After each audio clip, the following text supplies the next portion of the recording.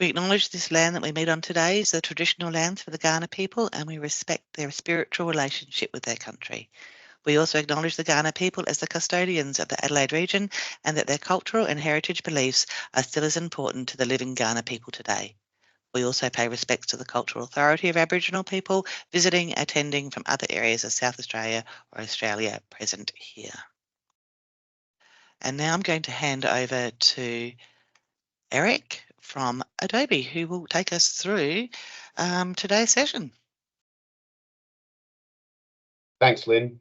And I'm joining from Kaurna land as well, and I'm really feel blessed and grateful to be able to live and work and have grown up here, and pay my respects to the traditional owners of the land as well.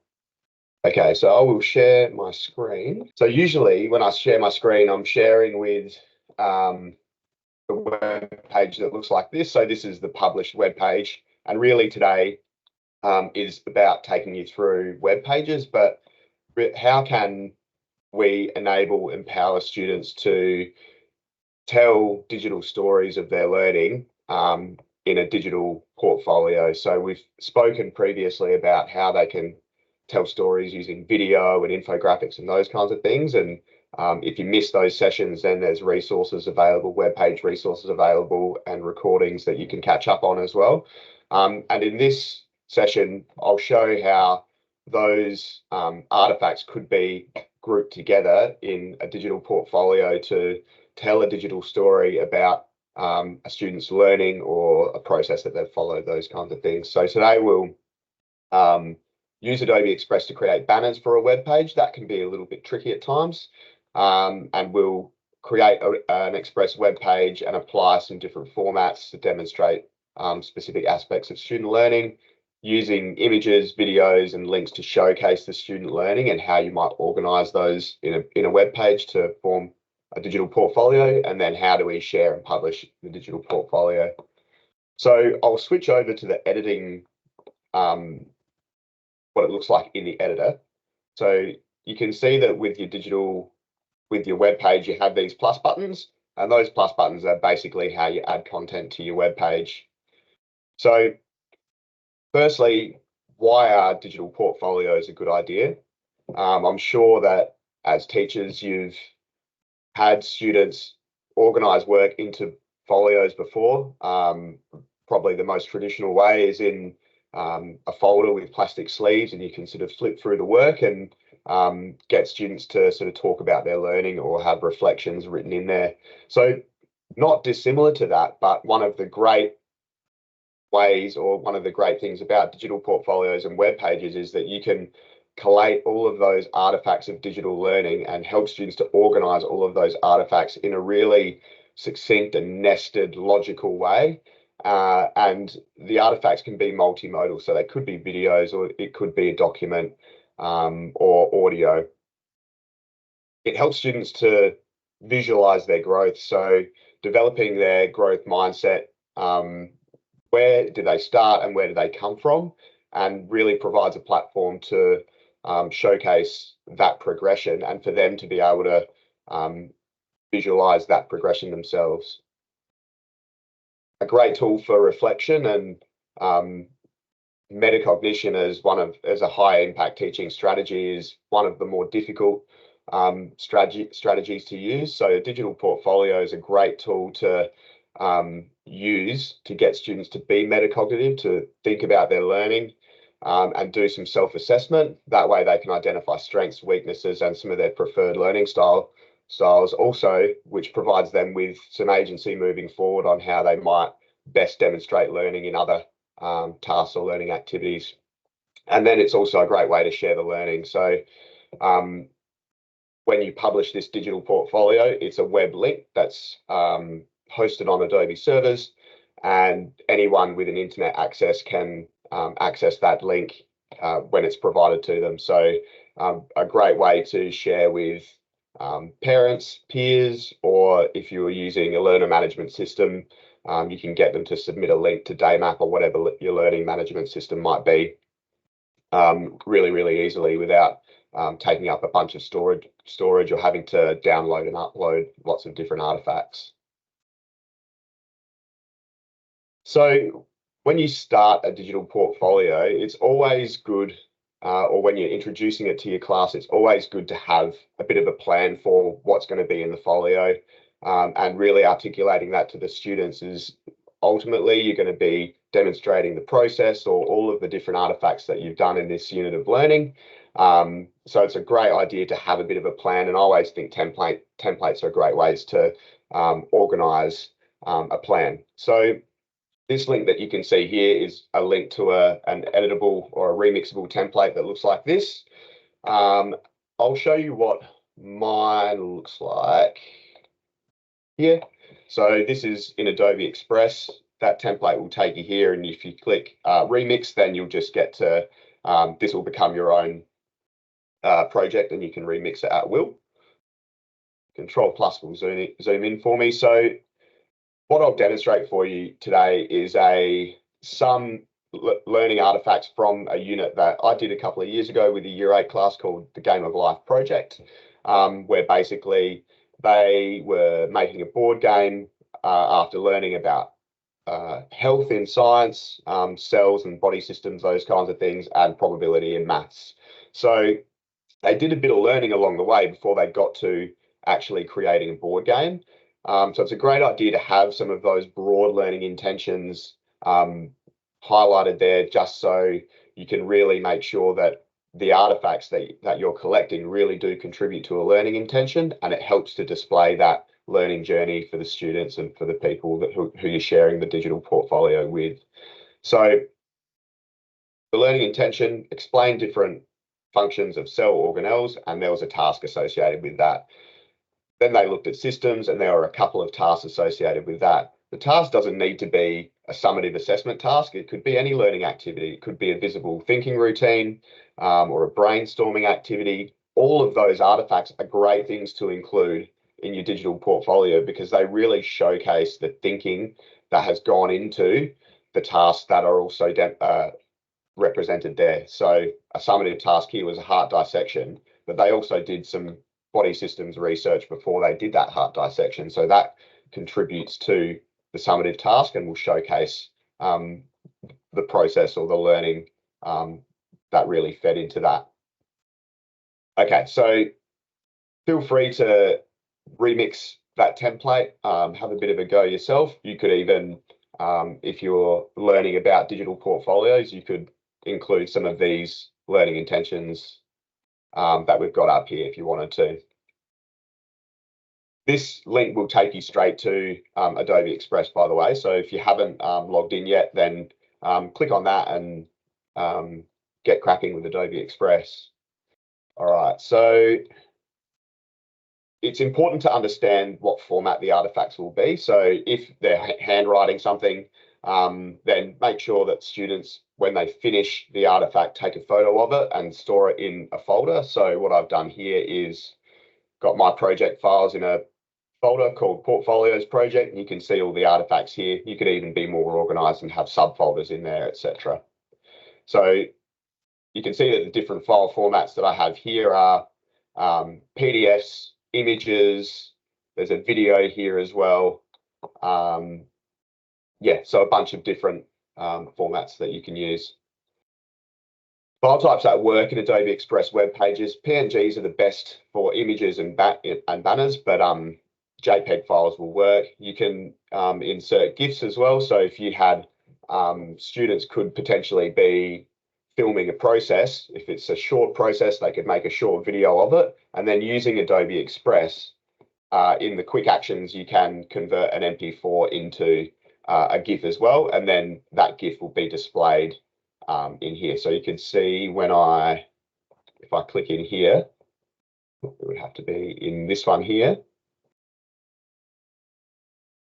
You can see that you can insert a GIF here. So there's a bunch of different layouts that you can use for your digital portfolio. This is called a split layout. So when you have a split layout, you can add an image, and then you have some sort of sub content that you can put in here. And it's a little bit limited in what you can put in your sub content. So a button, you can embed a link or text or an image, GIF, or you could put a video in here as well. And then when you go back out into the hierarchy, this is the highest level of the hierarchy. you have a few other options here. So you can insert photos or a grid, video, text button, GIF, etc. And then we have a glide show, and that split layout there is this split layout that you can see here. All right, so if you haven't already, in Adobe Express, you can start a web page. So to do that, just click straight into Adobe Express. That will take you to the home page in Adobe Express.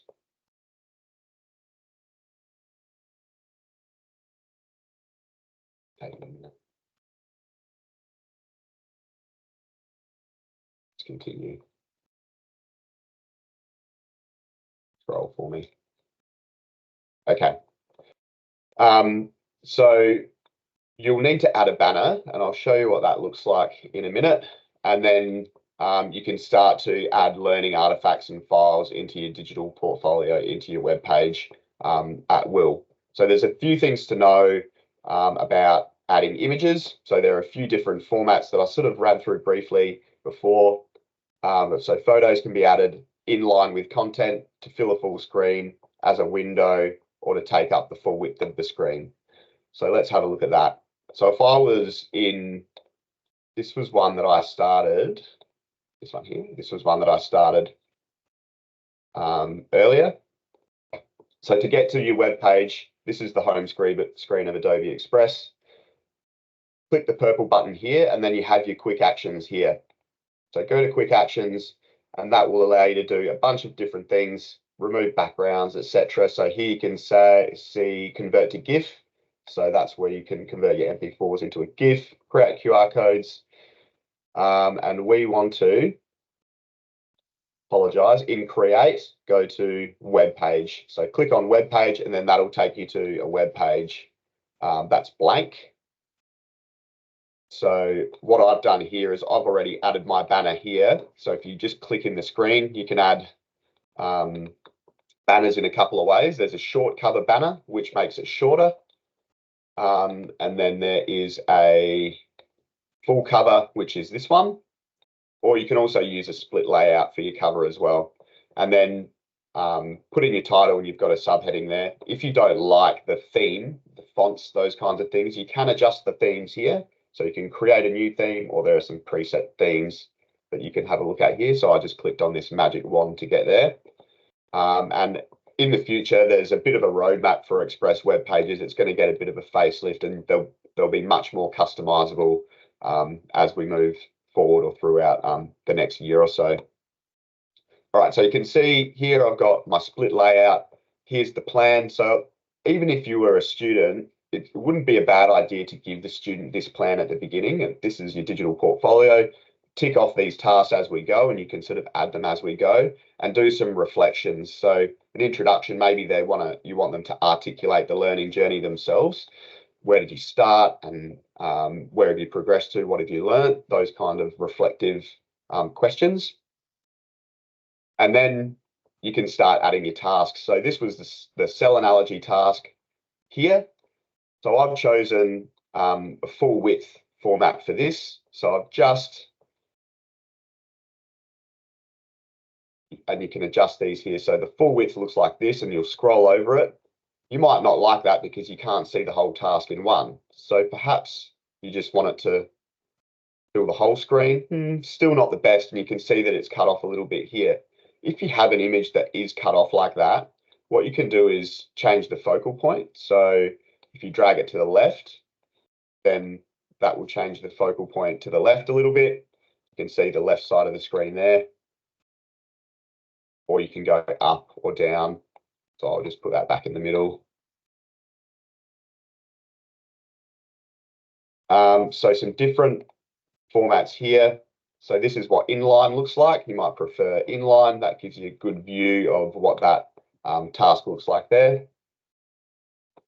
Or a window kind of scrolls through it like a window like this. Obviously, if you're demonstrating a task, that's probably not the best way to do it, but it's a good way to make your website a little bit more engaging. So I might stick with inline for this one. And then a space for a reflection on the task there. All right, so the next part here, the format that I've used here is a glide show.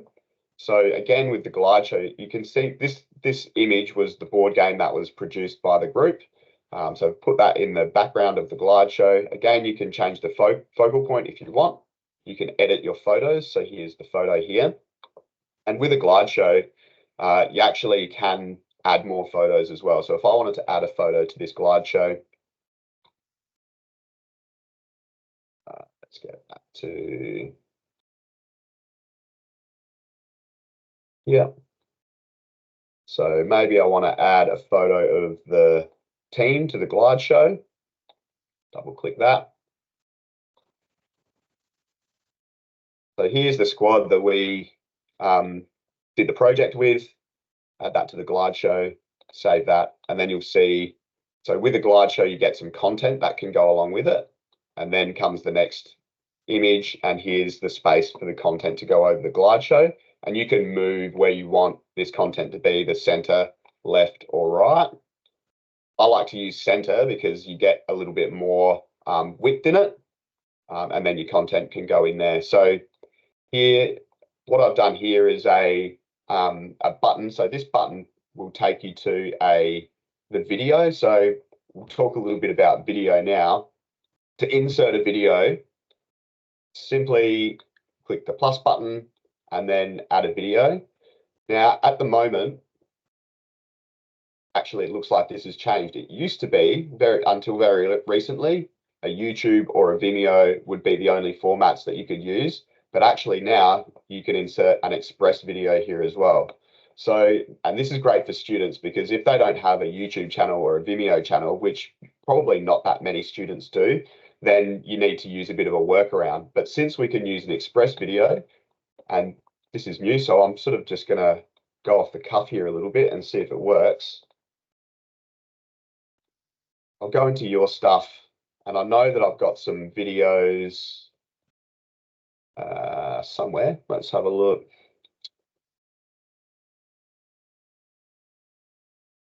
All right, here was a video.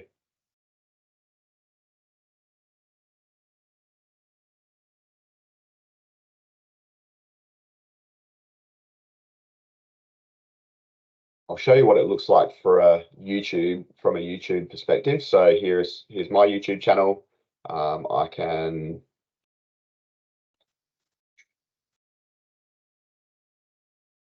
just gonna let me get a link like this. So here's my YouTube link, copy that link. And then, sorry, I was doing this one.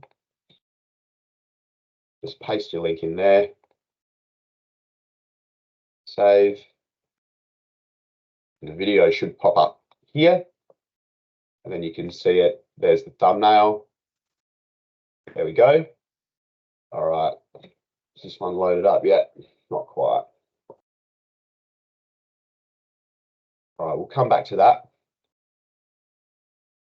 So a workaround that I've used here was just, this is a link to a SharePoint or OneDrive where the video is stored. So you can, any link, any stored artifact, you can actually link in through a button here like this. So as long as the people that you're sharing the web page with are from the same organization, then you can give them permissions to actually have a look at that link. So that's one way you can do that as well. So here's my video, and you can see how I've put it all together there. Once you've finished your video, you can share it, and you want to publish it to the web. I'm just going to call this test, publish the link. That'll take a minute to publish the link.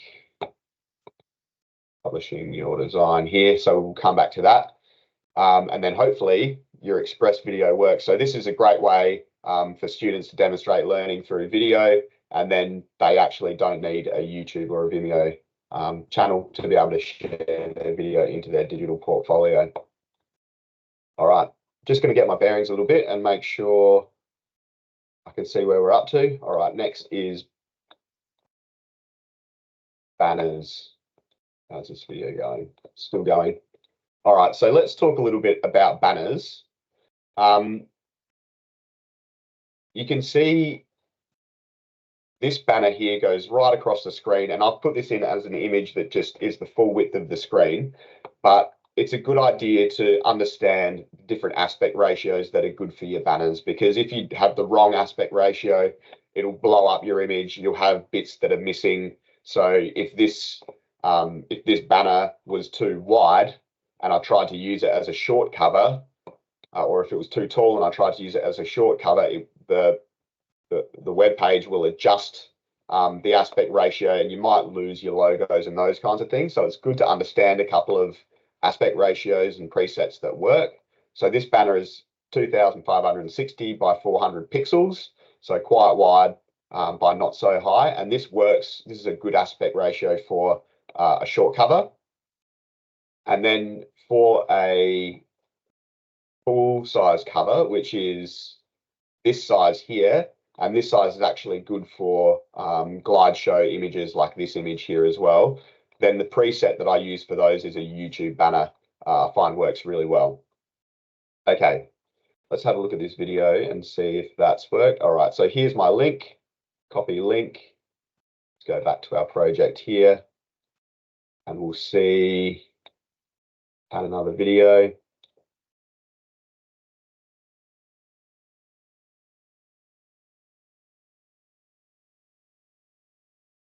All right, so you can see Adobe Express, happy days. So that's a nice little update, which is really, really handy for you to use with your students. We'll see the thumbnail pop up there in a minute. All right, so images can go across your glide show, and then captions with images, etc. So I can see here for this image, I've cut some people off at the legs. It's not really where I want it. I kind of would rather that these people, that my squad here, were a little bit over in this corner. So a way that you can actually adjust images like this is by using Firefly in Photoshop. So I'll show you how to do that. I actually did it with this one before, but go to your home page. Here's my image. I'll drag and drop it in there, and then it will open that image up for me. So automatically, we've got the cropping tool out here. If I want to get to the cropping tool, it's over here. And with the cropping tool, what you can actually do is use Adobe Firefly, which is embedded in Photoshop. So Firefly is our generative AI. And you can expand any image. So if I go like this to make it sort of banner size, that's about where I sort of want my squad there, about banner size. Then I get a contextual bar that comes up here, and here you can put in a prompt. So if I want to tell Firefly what I want this to be, then I can prompt it. Or if I don't put anything in, what it will do is it will read the adjacent pixels, and it will expand upon those adjacent pixels to change the size of the image. So if you wanted your image to be from portrait and go into landscape, then you can do this. And it's just a really great way to reformat images or your banners so that they actually fit the correct aspect ratio that you want. Let's see how Firefly's gone here. Take a minute.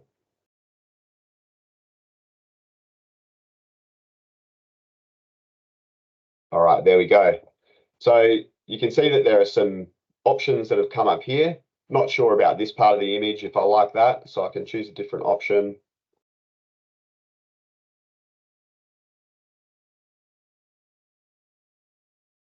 Takes a little bit of juice. All right.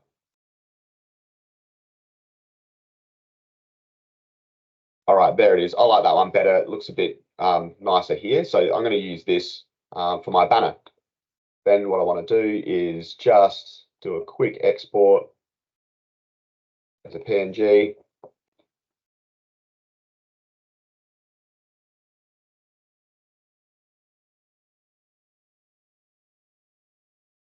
Here we go. Working on it. Yep, put it in that folder. That's great. Save it there. And then when I'm back in my portfolio, I can edit my photos. And then if I click on the one that I want to change, this button here is replace the image. So this will replace the image, and then I need to choose the image.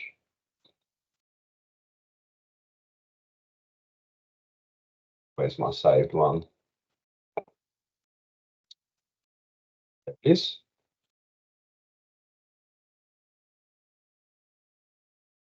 Replace.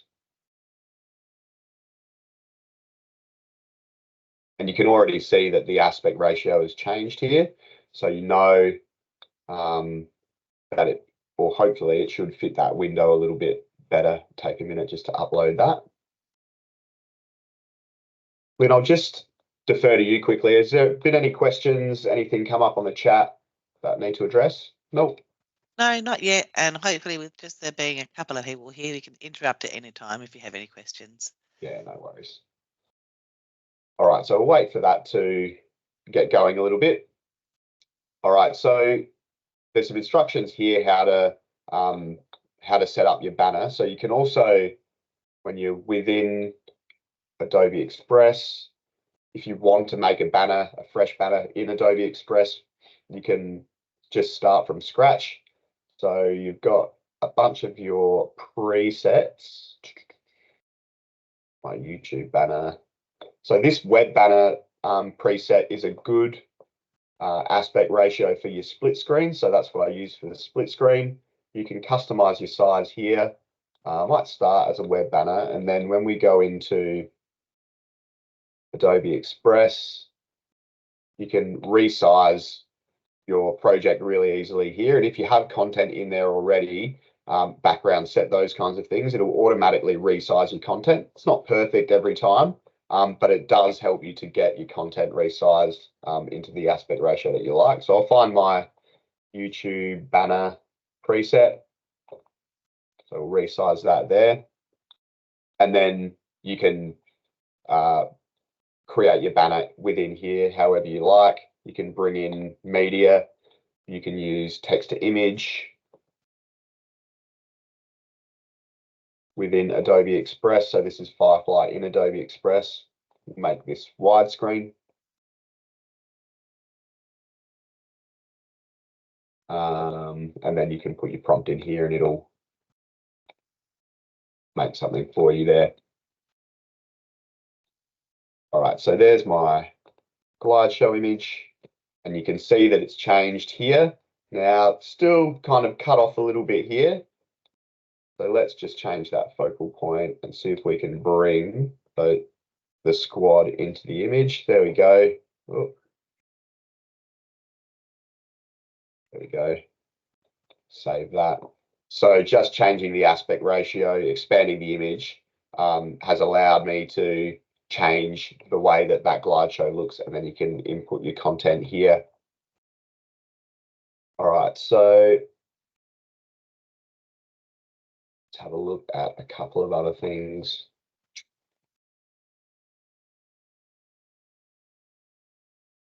When you want to do a photo grid, it's similar. You need to upload your images. So this could be people from your team. So here are a couple of people from my team. There's Jerry, he can be in there. And then you can tell it whether you want it to be a large photo or a small photo. Bring in another photo. Get Dr. Tim in there. So now it'll put the photos together in a photo grid. And then let's have a look at, we'll get myself in there. All right. And let's make Jerry a large photo. So if he's a large photo and then Dr. Tim and myself are small photos, it'll put them in as a grid. We can save that. And then in your project, you have the team and you can put some text in. So there are some options when you're editing your text. You can make it a heading 1, which will be a larger heading, heading 2, or in highlighted in italics, which is the quote. This is good. It's good to use dot points if you would like to have, like obviously a list, but if you're sort of doing paragraphs, every time you write a paragraph with a list, then the text is right next to each other. But if it's not, then every time you want to do a paragraph, you'll have to really start a new element within the web page, and then you get these pluses that are in the way. Obviously, when you so let's have a look here. You can see there's quite a bit of white space with those pluses in the way, and sometimes that's a bit disconcerting for people or not really desirable for people. But when you publish it, that white space actually does compress a little bit here, and the paragraphs don't look too separate. So here's a paragraph from here, here's a paragraph from here. So the text still does look okay. All right, let's go back to our learning objectives, make sure we've touched on everything. Variety of formats then, yep. Images, video, links, showcase student learning, we've done that. And then sharing and publishing your digital portfolio. So when you have your portfolio and you're happy with it,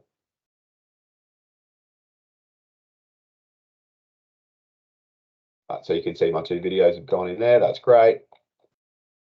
Then the way to publish is by sharing up here. You can preview first, have a bit of a look at what it's going to look like.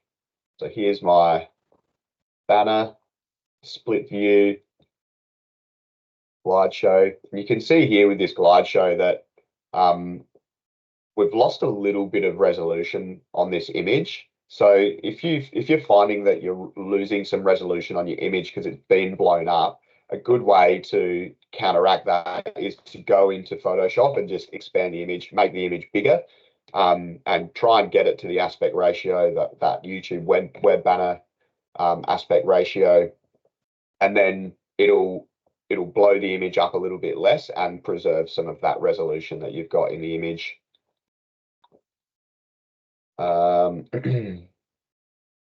Right, so if you're happy with how that looks,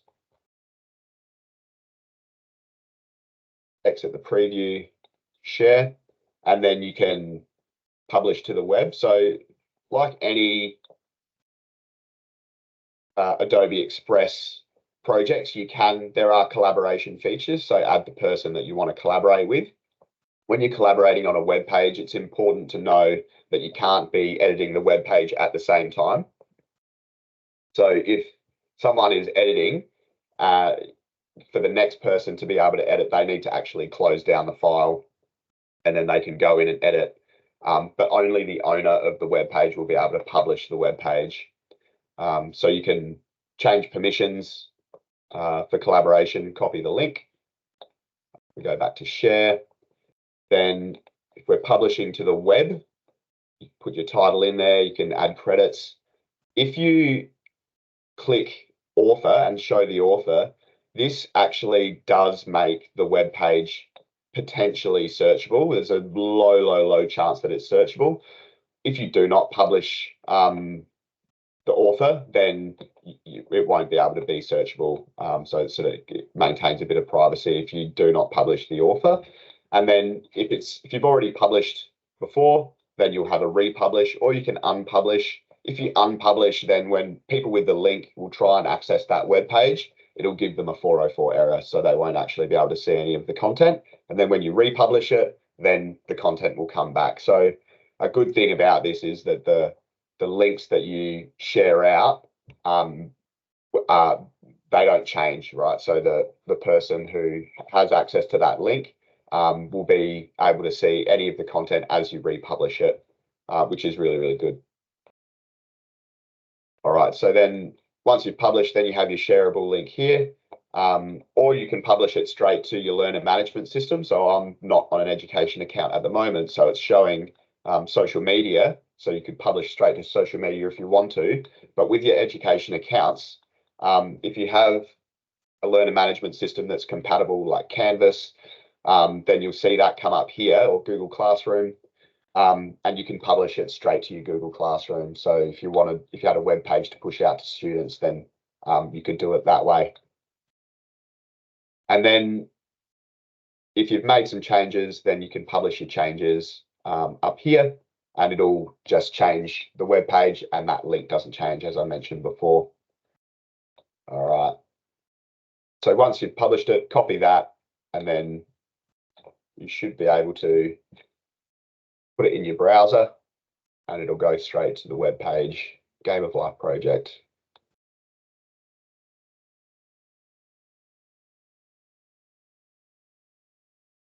All right. And there it goes.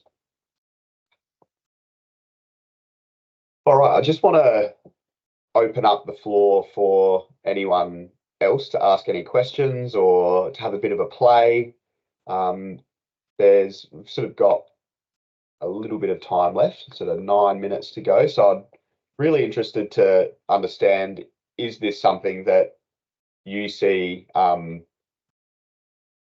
yourself or students using as digital portfolios, or what are your thoughts on Adobe Express web pages as a way to collate work and demonstrate learning or a process? You can pop it in the chat, or if you want to come off mute, go ahead and come off mute and have a chat. Greg's just asked that, yeah, it seems very straightforward, but is there a step-by-step sequence for students to follow? In terms of like what I've done with this, sorry, this one here. Yep. So I've put this as a resource that you could push out to students if you like. There's things to consider. So you're saying you would like a step-by-step sequence on how to actually do things like create banners, those kinds of things? Yeah. So I suppose from my point of view, like it's fairly simple to follow, but if I was going to give it to a class to do, it's like step 1, do this, step 2, do that, like for those kids and staff who actually need that, the dummies guide. Do you know what I mean? A little bit more, just a little bit more hand holding and a little bit more. Go here, do that. Step 1, step 2 would be ideal. I've also posted in the chat as well, under that share option, which ours shows a lot different from what Eric's does. We actually don't have that ability to do any sharing to social media or anything like that. So we've just got that when I've gone into mine, it's just showing the Google Classroom and Teams in that. Yeah, so you'll just get your learner management system. So so that's really good for education customers. Greg, what I'll do, I will put some step-by-step instructions in this web page if you like. So if you refresh it by the end of the week, then have a bit of a look at it, and I'm happy to get some feedback. What I've done with previous resources, and I've put an example there of our video, the video resource, is step-by-step instructions, but trying not to make it too wordy. So what I've actually done is embedded instructional videos within the resource. So have a bit of a look at that resource as well, and see if that's something that you'd be keen on. And then I'm happy to sort of do that for digital portfolios as well. So we've got video, and there was another one that we did, which was infographics.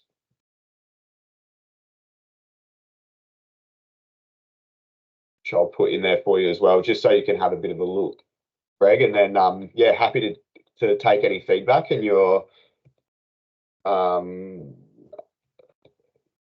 welcome to contact me directly with my email there, edrew@adobe, with any feedback or any requests or anything like that you like, because I'd be absolutely keen to make sure that any resources that you're getting from me are usable, both for teachers but also in the classroom. No worries, thanks for that. I was following along while you were doing things, and I just was surprised as to how simple that actually was to just quickly throw some stuff up there. And obviously I wasn't putting a lot of content in, But yeah, it was all very eye grabby just straight away. So I think that's really going to inspire the students as to how they can quickly show off their work, or it's good. It's pretty intuitive to use. I found the trickiest bit and the biggest learning curve for me with this has been with the banners. And so that's why I spent a little bit of time on banners and images to show you how you can make sure that the image that you want is usable. So yeah, it's probably worth having a bit of a video about how to do the banners and the different aspect ratios and stuff like that in there as well. But yeah, so Webpages will get a bit of a facelift moving forward. There's a bit of a roadmap for it. So there's going to be functionality that's or some increased functionality of it. So some of the Adobe Express home, like the actual editor that you see within Adobe Express, is going to be a little bit it's a bit more like that in the interface. So you can bring images in like that and yeah, just customize it a little bit more, which is really great. Because like you've just got more control over it. But having said that, for a primary school student in its current form, you could probably get them to make a digital portfolio using this form of a web page as well. So yeah. What I'd love for you to do, you've got 3 minutes to go. On that, the digital portfolios page that I've flicked out to you, right at the very bottom, there's just a link to a feedback survey. I'd love to get a little bit of feedback. It's just a rating, so it's completely anonymous. And I'm just asking you to rate basically the session. So it'll take you less than a minute. And my wife always says if it takes less than a minute, you should do it straight away. So I'd really appreciate that. Okay, thanks heaps for your time, Eric. That was great, really informative.